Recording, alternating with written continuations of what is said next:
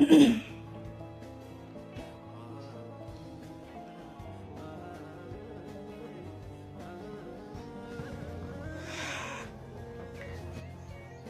ሳታደርገኝ ስላደርክ በጣም ነው የማመሰግነው። ምንም ሳታደርግ ማለት ያው ወንድ አይደለ? ወንድ ልጅ ደግሞ ሴት ልጅ ከጎኑ ስተኛ ምንድነው የሚያደርገው ይባላል እንዴ? ያለ ፍላጎትሽ እንዴት ነው ማለት ነው? እኔ የምለው ቆይ ግን ሳትጠይቀኝ ፍላጎት ይኖረኝ አይኖረኝ እንዴት አወቅ? እንዴት ነው ነገሩ? ማታ እኮ እዛ መሬት ላይ ካልተኛው ብለህ በግድ እሪ ስትል እኔ ነኝ በግድ ወደዚህ ፍራሽ ይዤ የመጣሁት። እና ቢሆንስ? አቅፌ ከተኛሁትም እኔ ነኝ እንጂ ጭራሽ አንተ እኮ እኔ ላለመንካት ስትጠነቀቅና ተጨብጠህ ነበር ያደርገው። ምን ላድርግ ታዲያ? አምነሽኝ እኔም ብለሽ ቤት ያድረሽ ቃሌን እንዳላጎድል ነው። ቆይ ግን አንተ ስታስበው እኔ ሳልፈልግ እዚህ ማድር ይመስላል ማለት? ያው ካወቅኩ ጊዜ ጀምሮ በጣም ትጠነቀቅልኛለህ። ስለዚህ ምንም እንደማታረገኝ እርግጠኛ ስለሆንኩኝ ነው ያደርኩት። እኔም እኮ ይሄንን እምነትሽን እንዳላጓድል ነው የተጠነቀቅኩት።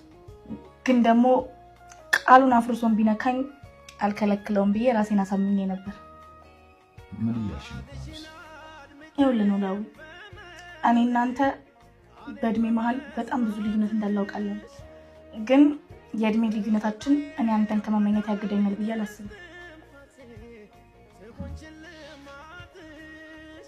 እኔ ምን እያልሽ እንደሆነ አልገባኝም።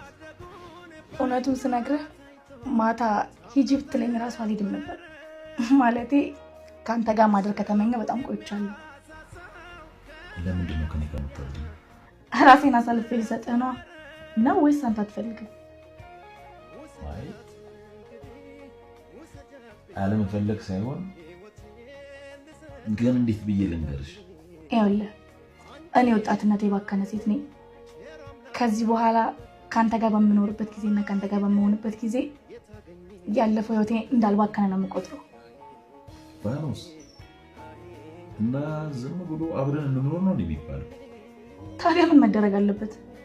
እንደ ባህሉ እንደ ወጉ ሽማግሌ ልኬ ጥሎሽ ጥዬ ነው መሆን ያለበት። አንተ ትቀልዳለህ አይደል? እውነቴን ነው። ሽማግሌ ልኬ ነው ማገባሽ። እኔ እኮ ዘመድ የለኝም። ከዘመዶቼ ጋር ተቆራርጫለሁ። በቃ ለራሴ ያሉት እኔ ራሴ ብቻ ነኝ። ደግሞ ስለማን ነው የምትልከው?